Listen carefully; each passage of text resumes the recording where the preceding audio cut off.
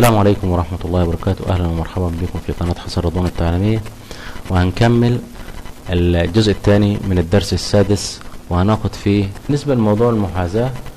في كمان محاذاة، ممكن نعمل محاذاة للير أو مجموعة من الليرات مع الباك جراوند. بحدد الباك جراوند وبحدد معها مجموعة الليرات اللي أنا عايز أعمل معها محاذاة معها، مثلا وليكن اللير رقم 1 ده عمل له محاذاة، هيكون في اعلى يسار الباك جراوند، ويكون في اليسار من الباك جراوند، او في منتصف الباك جراوند من ناحية من الناحية الافقية، ويكون في منتصف الباك جراوند من الناحية الرئيسية زي ما حضراتكم شايفين. لو اخفينا مثلا الليرات دي بنضغط على Alt ونضغط على رمز العين، بيخفي كل الليرات ما عدا اللير اللي احنا حددناه او ضغطنا عليه. نظهر معاه الباك جراوند، ونظهر مثلا معاه اللير رقم 2 واللير رقم 3 مثلا. وانا هعمل مثلا سيلكت، تحديد عن طريق أداة الريكتنجل ماركتور. هشيل طبعا الدنيا دي، هخليها نورمال عادي عشان اعمل المستطيل زي ما انا عايز. هشد مثلا سيلكت كده تحديد، هيتحددوا معايا الثلاث ليرات اللي جوه السيلكت ده، واعمل عادي خالص الديستريبيوت والتوزيع والالاين في داخل السيلكت ده، بيبقى داخل السيلكت ده فقط. يعني مثلا ممكن اعمل للثلاث ليرات دول هم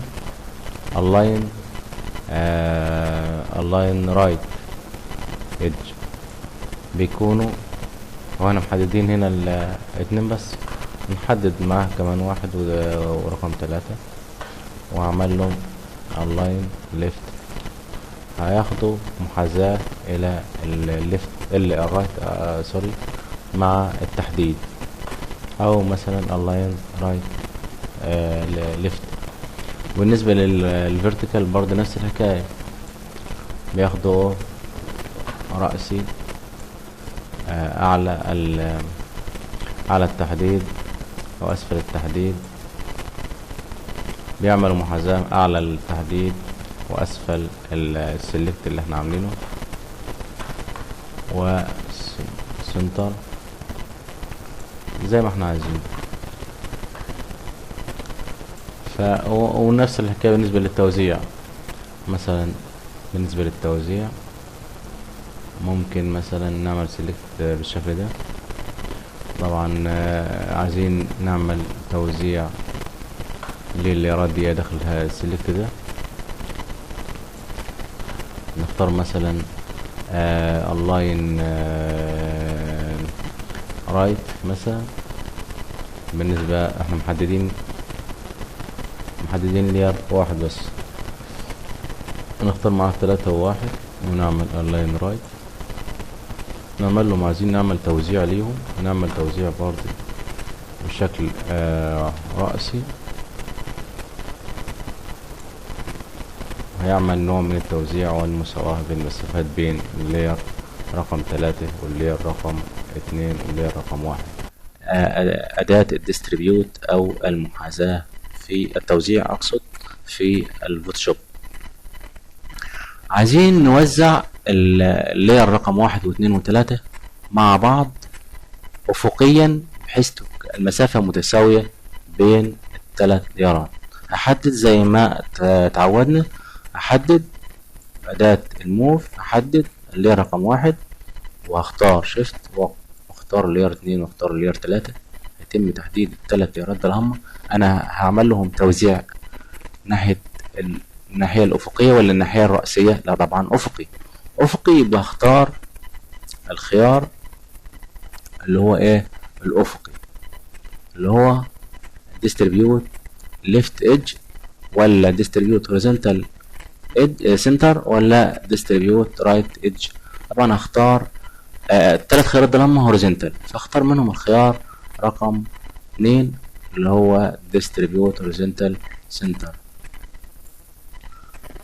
كده تم توزيع الثلاث تيارات، اصبحوا على مسافة متساوية من بعض.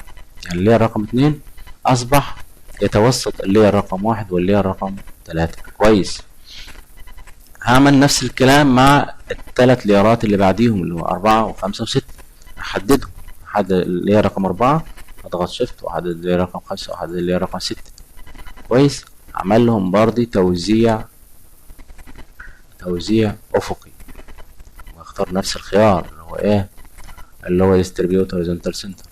كويس. اصبحوا على مسافة واحدة من بعض. هعمل نفس الكلام مع اللير رقم 7. لو انا عايز اختار من هنا زي ما قلنا، هختار عن طريق حددت رقم 7، هضغط كنترول اختار معاه 8 اختار معاه 9. كويس. حددت الثلاث ليرات، هعمل محاذاة بينهم distribute horizontal center. يبقى الثلاث ليرات اللي في الاول اصبح بينهم ما بين بعض نفس المسافة، ونفس الحكاية بالنسبة للثلاث ليرات التانيين. انا عايز اعمل بعد كده محاذاة رأسية. يعني انا هاخد الثلاث ليرات دول هم المحددين، اشدهم شوية لتحت كده عشان تبان الحكاية دي. لو احنا ملاحظين مثلا انه المسافة بين الليرات اللي في الاسفل ما بين الليرات اللي في الوسط اكبر من المسافة اللي بين الليرات اللي في فوق واللي في الوسط. طيب كويس. انا عايز اوسطن الثلاث ليرات دول هم مع الثلاث ليرات اللي فوق والثلاث ليرات اللي تحت. كويس. يبقى انا هعمل هعمل محاذاة رأسية. احدد اللير 3 واحدد معاه اللير 6 واحدد معاه اللير 9 واعمل بينهم ديستريبيوت رأسيا. هنا رأسيا اعمل بينهم محاذاة رأسية. اضغط على محاذاة رأسية، هلاقي ان المسافة بين اللير رقم 3 ورقم 6 هي نفس المسافة بين اللير رقم 6 واللير رقم 9. وهكرر نفس الكلام بالنسبة لللير رقم 2 و5 و8. نفس الكلام ديستريبيوت. هكرر نفس الكلام بالنسبة لرقم 1 ورقم 7. كده انا قدرت احازي التسع ليرات دول هم رأسيا وافقيا. طبعا الطريقة دي بتفيدني افادة كبيرة جدا في شغلي، بعدين هتستفيدوا بيها خالص. انك انت مش راح تقيس بايدك او تقيس معكش ماستر راح تقيس بيها، لا انت هتظبط شغلك عن طريق الاونلاين والديستريبيوت. هشيل انا الكلام ده، هشيل المسطرة دي او الجايد دي عن طريق كنترول واتش، اخفي بيها الجايد دي. وعايز نشوف موضوع تاني وهو موضوع الارينج. طيب الحاجات اللي انا عملتها دي كلها من اونلاين وديستريبيوت هل موجوده في شريط القوائم؟ موجوده في شريط القوائم. في يعني مثلا لو حددنا مثلا، عشان حددنا مثلا 1 و2 و3، هنروح لقائمه لاير هلاقي فيها اونلاين والاقي فيها توب ايدج وفيرتيكال سنتر وبوتوم ايدج والاقي فيها ليفت ايدج وهوريزونتال ورايت. طيب والديستريبيوت برضه موجود، هلاقيه ديستريبيوت توب ايدج وفيرتيكال سنتر وبوتوم، نفس الموجودين مع الاوبشن الخاصة بأداة الموف. في حاجة كمان، في حاجة غير الالاين وفي حاجة غير ديستريبيوت، في حاجة اسمها الرينج. يعني ايه الرينج؟ هنشوف الكلام ده لما نجيب صورة ونغطي بيها كل الليرات دي ونشوف اللي هيحصل. هنفتح فايل ونجيب اوبن وهنجيب اي صورة عندي، ولتكن مثلا صورة البنت الصغيرة دي. فتحت عندي هنا الى جانب الملف اللي احنا شغالين عليه. عايز انقل الصورة دي في الملف التاني، هعمل ايه؟ عندي كذا طريقة. فاكرين احنا لما كنا نقول ويندو وارينج وتايل اول فيرتيكال وتو اب هوريزونتال وتو اب فيرتيكال؟ ماشي، اختار مثلا تو اب فيرتيكال، اصبحوا الصورتين جنب بعض. هنقل الصورة بتاعت البنت الصغيرة دي على الملف اللي هو بتاع الديستريبيوت بتاعنا بأداة الموف، واضغط على الصورة واشد. شوف كده السهم بيجي ايه؟ بيجي فيه علامة زائد صغيرة، معنى كده انه شايل الصورة وهيحطها لي فين؟ هيحطها لي في الملف التاني. حط الصورة صغيرة، مش مشكلة صغيرة، هنظبطها دلوقتي. عند اللاير بتاع البنت ده هو اللي هو ايه؟ المحدد هنا عندي. طيب ماشي، عايز اكبر الصورة دي، هعمل ايه؟ هعمل كنترول وتي عشان اعمل ترانسفورم للصورة، او من قائمة edit واختار ترانسفورم، فري ترانسفورم. انا اختصارها عندي من لوحة المفاتيح كنترول وتي، اضغط كنترول وتي. عايز احدد اشد الصورة دي واكبرها بحيث انه يكون في نسبة وتناسب بين الطول والعرض، واختار معايا مفتاح شيفت من لوحة المفاتيح، ده اللي بيحافظ لي على النسبة والتناسب، وهناخد الكلام ده بالتفصيل بعدين. واشد واكبر. ايه اللي احنا ملاحظينه دلوقتي؟ الصورة دي لما احنا كبرناها اللي حصل انه فيه بعض الليرات ظاهرة عندي، وفيه بعض الليرات، باقي الليرات مختفين. طب ليه؟ وضع اللاير ده فين؟ وضع اللاير ده فيه فوقيه 3 ليرات هم اللي ظاهرين، والباقي اللي تحته كله مختفي بما فيهم الباك جراوند. طب ليه؟